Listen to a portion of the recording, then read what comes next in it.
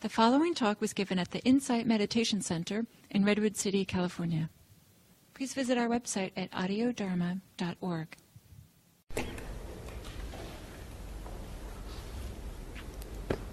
So, thank you for the day, and thank you for practicing here with us, practicing together. And I'm fond of saying that I'm fond of these days, these day-longs, and where we sit together and, just really, with really no teaching or guidance throughout the day. It's really your practice. It's your resolve, dedication, your continuity of practice which carries the day. And to have a group of people this many come together and have that kind of personal initiative and dedication to do this for a day is a wonderful thing. And I don't take it for granted, and I appreciate what you've done here. Sometimes, back in the ancient world, in the time of the Buddha, they had chariots and pulled by horses, and so they used that as analogy.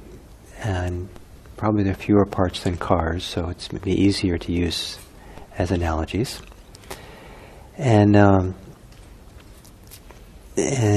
so I'll borrow from that. It won't be strictly the ancient analogy. But you have a chariot with two horses, and the two horses are pulling it along. And chariot has two wheels. And if the wheels turn well, and if the brakes are off the wheels, then the chariot rolls nicely. If the chariot has two horses that are kind of equal strength and ability, it'll pull the chariot straight. But if one horse is stronger than the other, or working harder than the other, then the tendency is to veer the chariot a little bit in one direction or the other direction. So in this way, we have our chariot, which is we can call the practice we have, and the practice moves along smoothly, well, if the wheels can turn nicely. So the hub has to be true. If there's a kink in the hub, and the hub has a little dent in or something and not smooth, then the wheel's going to be wobbly. And to have a smooth hub is our ethics, our morality, the goodness that we live in, the integrity we have. And without a certain degree of morality, the wheel's going to be kind of wonky. And the more unethical we are, the more wonky that wheel's going to go. And at some point, the chariot's not going to even go at all because of how the wheels are not working. But then there can be the brakes on the wheels, and if the brakes are on, then it's going to be hard to get those horses to pull. They might be able to scrape along the ground with the wheels if it's locked in. And the brakes to the practice are the hindrances. And things like greed, hate, and delusion, but sensual desire, aversion, restlessness and agitation, sloth and torpor and doubt. That there's all these forces that we have, preoccupations, things we get caught up in. And if we're too caught up in these forces, with these preoccupations, then in one sense there won't be any chariot at all. But if you have a chariot, you're trying to make it to go, but you're really preoccupied with other things. It's like having the brakes on, and it won't roll. But once the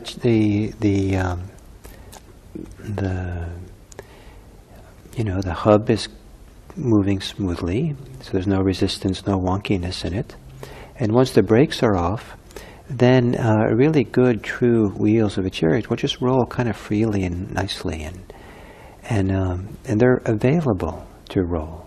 They're ready to roll, and all it needs is something that pulls them along and moves them. So if we have an ethical life, live with integrity, if we're able to do the purification work, the deep work, it's not easy, to find out how to kind of free ourselves from our preoccupations, especially the strong ones, those that powered by greed, hate, and delusion, those, involving greed, the hindrances, then what happens is that we're available for the practice. The practice is a chariot, and the chariot is available to roll. And getting into this place where we're available to roll, we're available to be moved, to be unfold, to go, be pulled by the horses, is a wonderful state to be in. And it should be remembered that we have to make ourselves available for the practice to pull us. It isn't so much that we have to do the practice. We do it certainly to some degree, but it's also our availability to roll along, to smoothly and be pulled along by the horses. And the two horses, one of them is Samatha, not Samadhi. It's almost treated as synonyms, but Samatha. And then the same first four letters, Sama, S-A-M-A, but then it's T-H-A, Samatha. And the other is Vipassana. And Vipassana, so these two are the horses that pull along the chariot, Samatha and Vipassana. Samatha is usually translated as tranquility, and it refers to a kind of a whole kind of category of states of mind and practices that bring tranquility, calmness, sometimes translated as serenity. My favorite translation is calm abiding. Calm abiding. And I like this word abiding, kind of resting or just being, and calm abiding. So cultivating calm abiding. Vipassana is usually translated into English as insight. That's the name of IMC. The insight, the Vipassana Meditation Center, the Insight Meditation Center. But it also sometimes is translated as clear seeing, because the pasana means to see. And sometimes I like kind of a loose translation and think of it as clarity. And so with these two, Samatha, Vipassana, one is calm abiding and clarity. And we're cultivating both. Those are the practices that we're cultivating and developing. And as we bring along these forces and develop greater and greater kind of this tranquility and greater clarity, then that is what pulls along. That's onward leading for the chariot, moves the chariot along smoothly. And in some ways, mindfulness is the what's it called? The pole that the chariot pole that they have between the two horses that come out from the chariot. Anybody know what not the yoke. The yoke goes over between the horses, but the pole that goes from the chariot to the yoke.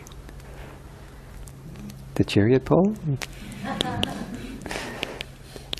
And that's mindfulness. Mindfulness is what connects us to these states. Mindfulness is what connects us ourselves to the practice, to the experience. Mindfulness is the means by which the momentum of tranquility and insight can pull us along. We have to be present, we have to be aware, we have to be connected. Partly mindfulness is the connection, making that connection.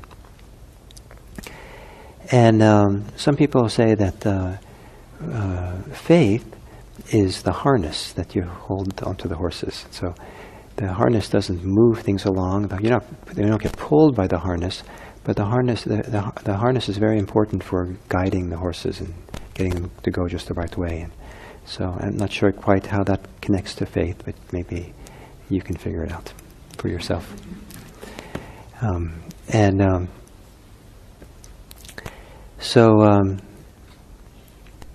So part of the work of practice is the purification work. And a lot of what we're doing as we do this kind of practice is in fact purification. If you don't like that language, which I used to not like, purification also means resolving the issues unresolved issues in our life that kind of make things hard for the chariot to go. So sometimes the hub of the wheel needs to be smoothed out, sometimes the brakes need to be fixed and released, they're locked in. Sometimes we have to do something that we need to put in springs in the chariot to go smoothly. Sometimes we need to get out of the chariot, and we have to kind of smooth the road a little bit, fill potholes that are too deep or something. So there's all this work that has to be done that I put on the category of purification. And in both these, as Samatha develops, as Vipassana develops, we inevitably run into a lot of these things that have to be worked out, smoothed out, shed, resolved, healed, developed, all these things that fit in the category of purification. Both Samatha and Vipassana share with them the need for concentration. Concentration is the primary thing that brings us tranquility, but concentration also is what allows for Vipassana. Without concentration, there's no Vipassana, the insight. And so, cultivating concentration is, or samadhi, is part of the game here. And kind of one way of talking about it is to maybe talk about how someone who comes to meditation for the first time, I don't know if anybody of you are this, I doubt any of you are that situation today. We're so quiet in here. But if someone had never meditated before, and they just showed up here this morning and said, I'm just going to try this out. A kind of a relatively typical mind that hasn't practiced at all is a mind that's preoccupied with a lot of things, and might have anxiety that's driving the forces of the mind. The mind is preoccupied by things, is interested in things, and the untrained mind is often a mind that jumps around and caught up in ideas and thoughts and preoccupations. And coming to a new place like this, with that kind of mind, every sound that comes in is like, oh, what's that? What's that? You know, like the floor creaks or the door opens or someone moves next to you, or every sound, like especially if there's anxiety, everything is so important. If there's a lot of desire, every little sound around is that a good one, or whatever the one is, a person or lunch or whatever. The mind is searching, looking, wanting, trying to be safe. So it's very concerned about the outer. Might be very concerned about the outer, world and what's going on. As the mind, so that's a busy mind. As the mind settles down, gets calmer, gets more quiet, it no longer is jumping around so much, or chasing the things around us, the world around us.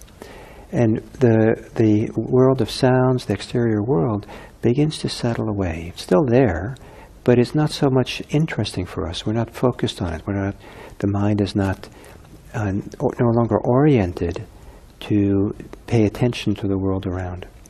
And so that begins to recede in a certain kind of way from our interest, recede from where the focus of attention is. Tendency is then to become more inward. As we become more inward, then some people, their mind is still jumping around, but maybe in a very different way, and it's jumping around in their own mind. Their thoughts and ideas and feelings and judgments and commentary and stories and all these ideas. And if that's understood to be where we're going to work out our life, that's the place to solve everything. Then, of course, we're going to be interested in that. There also, if there's a tendency towards anxiety, or a tendency towards a lot of greed and desire, or a tendency towards ill will, aversion, there can be a prioritization of those kinds of concerns in the mind. And we think that's what's important, and that's what keeps us kind of yoked to those thoughts. This is important, it's really important. My anxiety is really important. It's like the most important thing in the world. I mean, I have to solve this, I have to fix this, I have to deal with it. And so whatever you're anxious about becomes very important. And it's wonderful how anxiety will just come along and just choose new things to be anxious about. It can be never ending. And solve one and look around for another good one. Same thing with aversion. That's what that's what's about. That's what gets prioritized. That's what's important. That's where my identity is. What's important. And somehow I'm going to fix everything or take care of myself if I just blame everything or get angry at things. And so that gets prioritized. And of course, the things we're angry about, then, the thoughts, ideas, are important. The mind goes there. And the same thing with desire. Desire is a little bit more subtle, tricky, because desires sometimes are nice. And so they can feel good. And so it can feel like, why not? But they're still, so that's some people, that's kind of their thing, everything's about getting my desires met. And so the thoughts, the concerns, and the fantasies about that get the upper hand. And so the mind is still busy and active and moving a lot.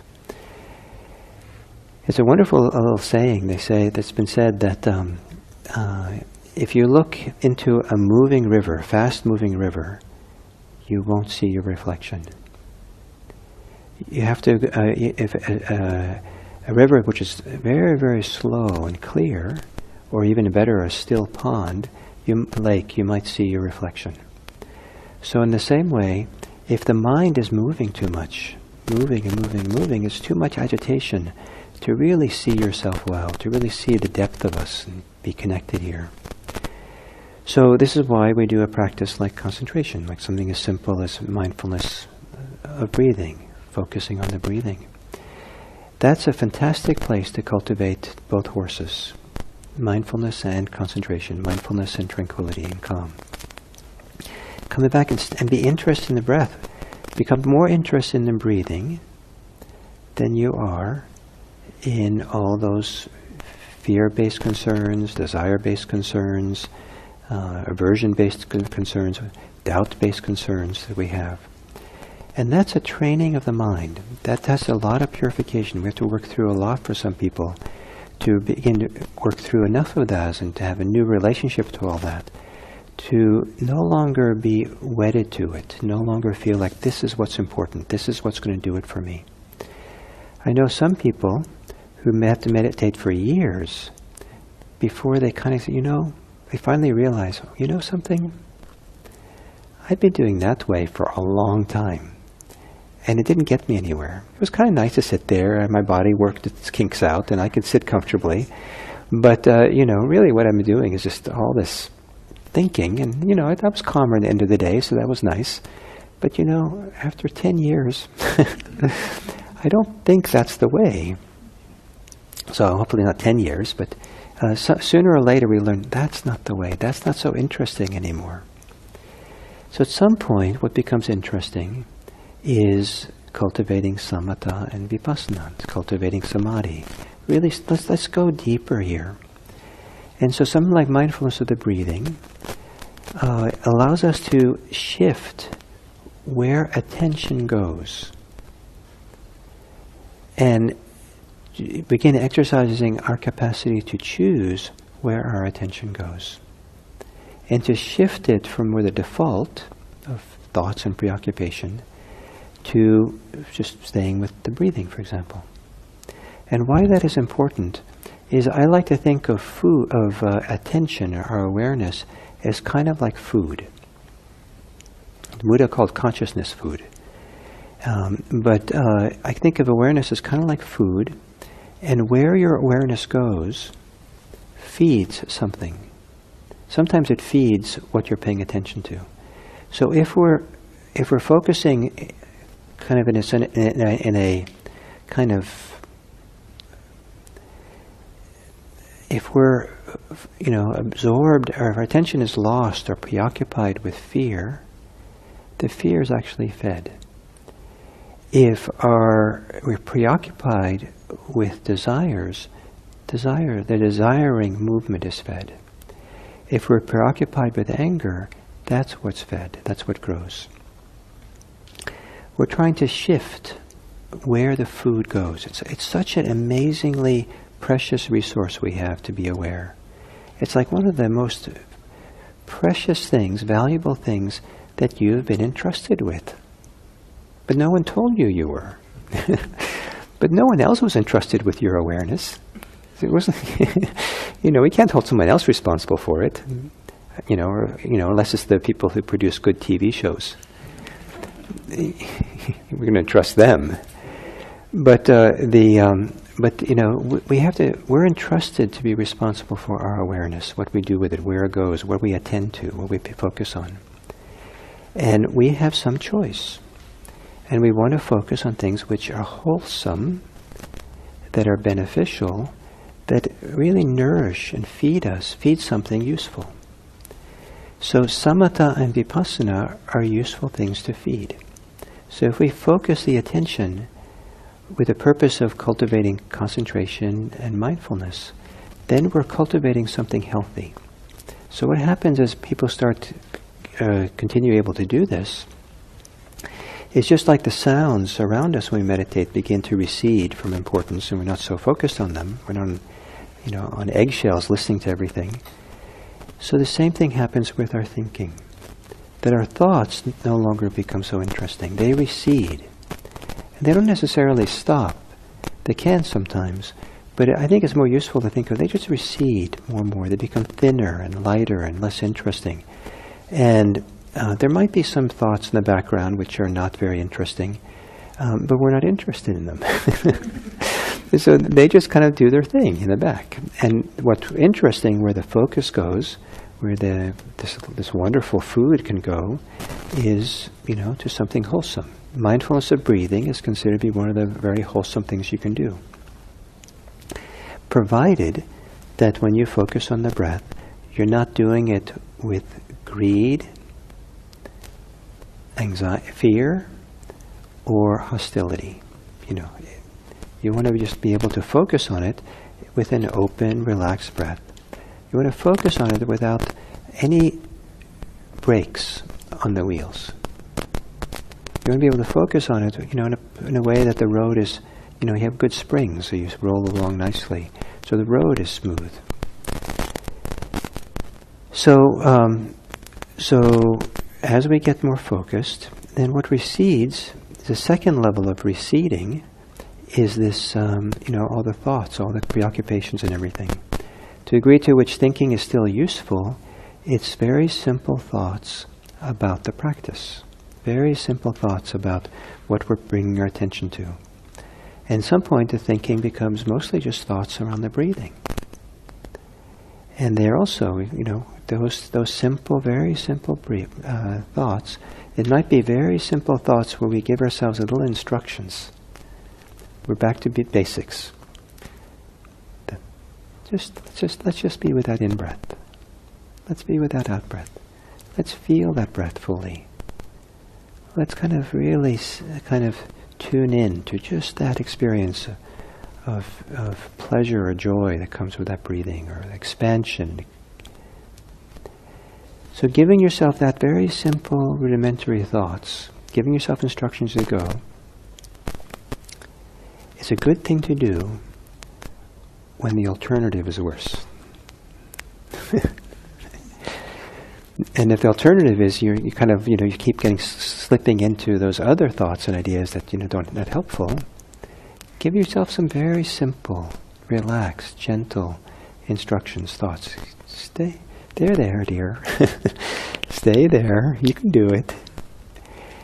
And then as we get more focused and more settled, in the calm abiding, we settle in, those kinds of thoughts aren't needed anymore. And it gets simpler and simpler. And then at some point it becomes really easy to stay, because we're abiding. It's a wonderful feeling of calm abiding. This idea of calm abiding for me is just so delicious. Calm abiding is when you're like so clearly here. Boy, you're here. Like, finally. I'm here. I'm nowhere else.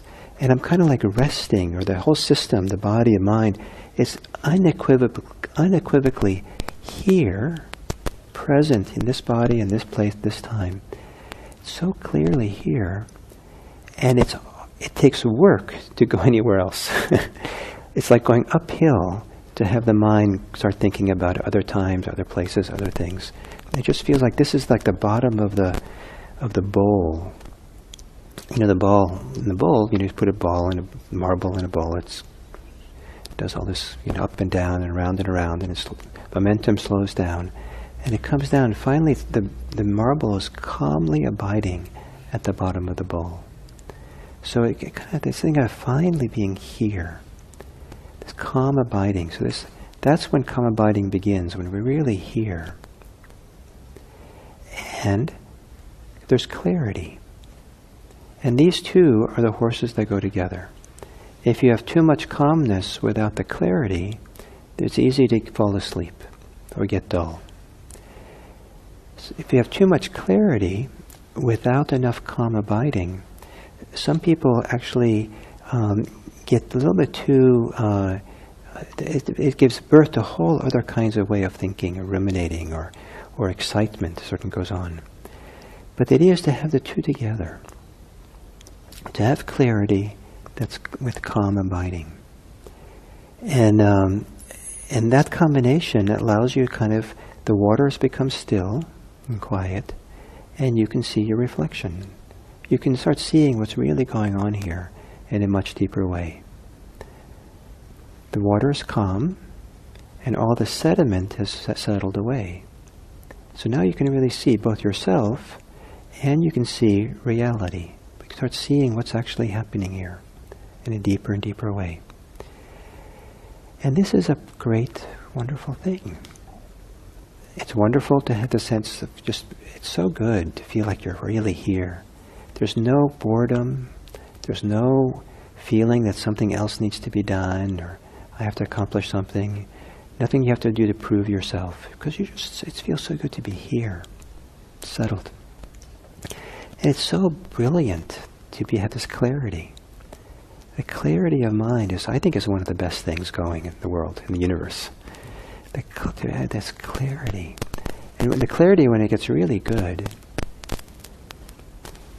one of the things that recedes, just like the sounds recede, then the thoughts recede, one of the things that recedes is what normally is your favorite topic. The self disappears. The idea of there being, somehow the idea of me, myself, and mine, the thoughts about me, myself, and mine, and I'm doing something, I'm accomplished something, I need, me, what has to happen for me. It's kind of a brilliant thing to have this clarity, the kind of a sense of me, myself, and mine, the sense of there being a central.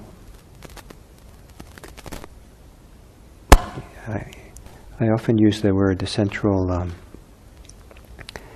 control tower to it all, but a central clearinghouse that has to clear everything, a central processing center for it all, central hub, a central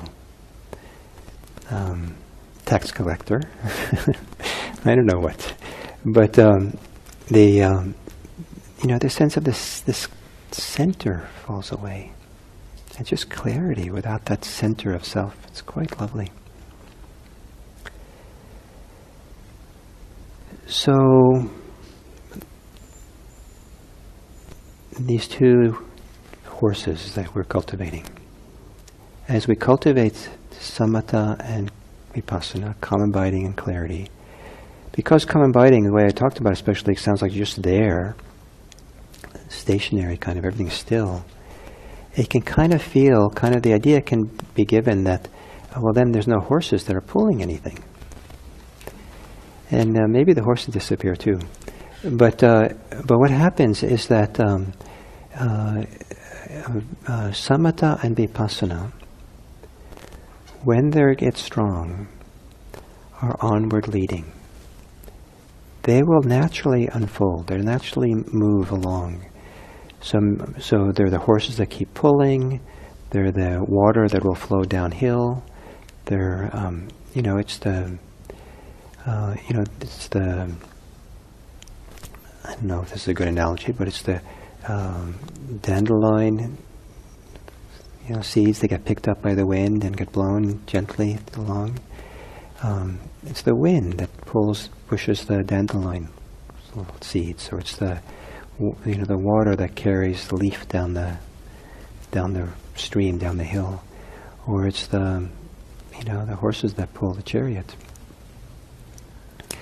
it's onward leading, and this is also a brilliant and wonderful thing to feel the kind of momentum, feel the growing, the unfolding that happens. That's not your doing. We make ourselves available. We put all the conditions in place, and this idea of being available, the brakes are off, the wheels are smooth, and then to feel this, this kind of wonderful momentum of deepening and opening and clarifying and seeing that goes along in the practice. So,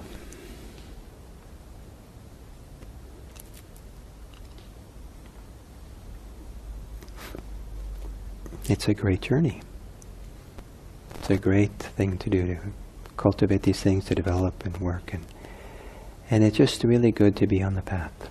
Doesn't matter how long it takes, doesn't matter how quickly it is, just doesn't matter how far along you are. It's just so good to have the opportunity in this lifetime to be the custodian, the caretaker of this wonderful thing that you've been entrusted with. You've been entrusted with, I think, one of the most precious things in the universe, your awareness. Be the custodian of it. Care for it well. Don't let others dictate where your awareness goes. Don't let advertisement, don't let politicians, don't let the messages of society somehow become the default of what you focus on, what you pay attention to, and what you think about. Become your own custodian of it. And be very careful that your attention goes to things that feeds and develops that which is best in you, that which is wholesome and beneficial, that which is good for you. So thank you for this day, and as I keep saying, and we have the practice here at IMC that it's the people who practice here who care for the center. Everything that's all the caretaking for this building, from cleaning to buying, toilet paper to everything, is done by volunteers, the people who practice here. So at the end of the day, the day longs, we